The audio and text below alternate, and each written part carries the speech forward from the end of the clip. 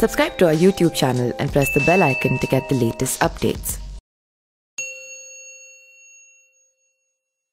नमस्कार, मैं पिंटू सिंह यादव आप सभी का स्वागत करते हैं न्यूज़ लाइव में। जैसा कि आप सभी को पता है कि हम एक स्पेशल सीरीज की शुरुआत किए हैं जिसमें बाहुबली पॉलिटिशियंस ऑफ इंडिया यानी कि इंडिया के जो राजनीति के बाहुबली नेता हैं उनके बारे में चर्चा करते हैं, उनके बारे में हम सीरीज लेकर आते हैं। तो आज उस सीरीज में जो नाम है वो नाम है बाहुबली नेता के तौर पर जाने जाने वाले राजन तिवारी के बारे में। राजन तिवारी के बारे में बखूबी जानते होंगे जिस तरीके से वो बाहुबली अवतार के रूप में जाने जाते हैं और वो खास करके पूर्वांचली वोटरों यानी कि पूर्वांचली लोगों के काफ़ी पसंदीदा लोग हैं और वो विधायक भी रह चुके हैं और काफ़ी ज़्यादा नाम जो है पूर्वांचल क्षेत्रों में उनका चलता है। अगर हम उनकी बात करें राजन तिवारी के, तो राजन तिवारी का जो है गोरखपुर के शौगर्रा में शौगौरा जगह है, वहाँ पर उनका जन्म हुआ था और उसी टाइम यानी कि पढ़ाई से ही अपने जो ये बाहुबली की चीज़ें हैं वहाँ से जो उनका रुख है परिवर्तन हो गया और उसके बाद से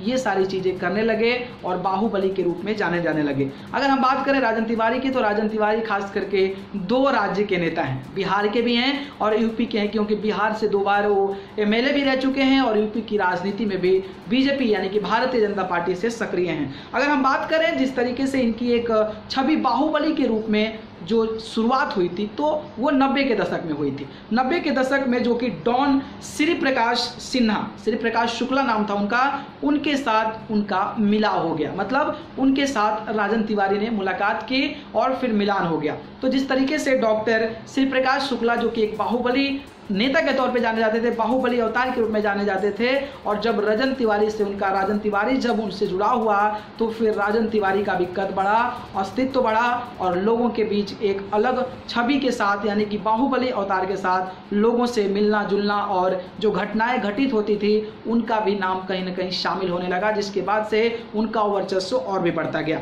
अगर हम बात करें यूपी के महाराजगंज लक्ष्मीपुर विधानसभा वीरेंद्र प्रताप शाही जो कि एक विधायक थे और उस समय क्या हुआ था कि उन पे अटैक कर दिया गया था और अटैक के दौरान उनके एक बॉडीगार्ड का निधन हो गया था, यानी कि बॉडीगार्ड की गोली लग गई थी और वो बॉडीगार्ड मर गए थे। बॉडीगार्ड के मरने के बाद अब जो है 2 लोगों का नाम दर्ज हुआ मामला में और वो नाम था आपके डॉन जो श्री प्रकाश शुक्ला हैं और फिर राजन तिवारी हैं, जिसके बाद से उन पे आपराधिक मामले के केस जारी किए। अगर वहीं हम बात करें तो बिहार के आरजेडी के पूर्व मंत्री रह चुके थे ब्रिज बिहारी प्रसाद जो कि बिहार के आरजेडी के पूर्व मंत्री रह चुके थे, उनके भी हत्या के मामले को लेकर राजन तिवारी का नाम सामने आया था। उसके बाद से वो जेल भी गए, हालांकि उन्होंने पटना हाईकोर्ट में फिर भी याचिका दाखिल की और जिसके बाद से उन्हें जेल से रिहा कर दिया गया और आज भी वो जो है खास करके बिहार की राजनीति और यूपी की राजनीति में सक्रिय हैं और बिहार के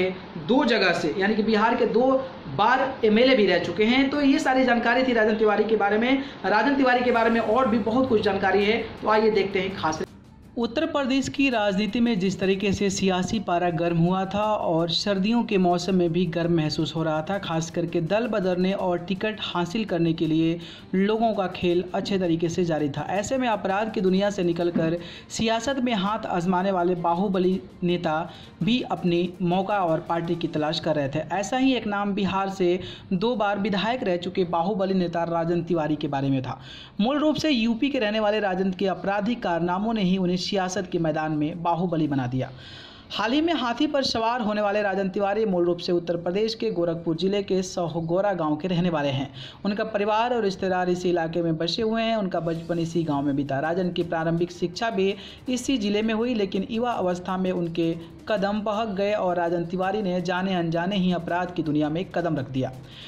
उत्तर प्रदेश पुलिस के 90 के दशक में एक माफिया का नाम सबसे बड़ी चुनौती बना हुआ था और वो नाम था माफिया डॉन श्री प्रकाश शुक्ला का। राजन तिवारी उसी दौर में श्री प्रकाश शुक्ला के संपर्क में आ गया और उसी के साथ काम करने लगा। इस दौरान उसका नाम कई घटनाओं में आया। राजन तिवारी पुलिस के लिए वांटेड बन चुका था। शुक्ला के गैंग में रहते हुए उसने कई वारदातों को अंजाम दिया, लेकिन अब पुलिस हाथ धोकर दोनों के पीछे पड़ गई थी। इस दौरान राजन तिवारी मौका पाकर बिहार भाग गया। यूपी के महाराजगंज के लक्ष्मीपुर विधानसभा सीट विधायक रहे वीरेंद्र प्रताप शाही पर हमले में भी राजन तिवारी का नाम आया था। वीरेंद्र प्रताप शाही मूल रूप से गोरखपुर कैंट के निवासी थे।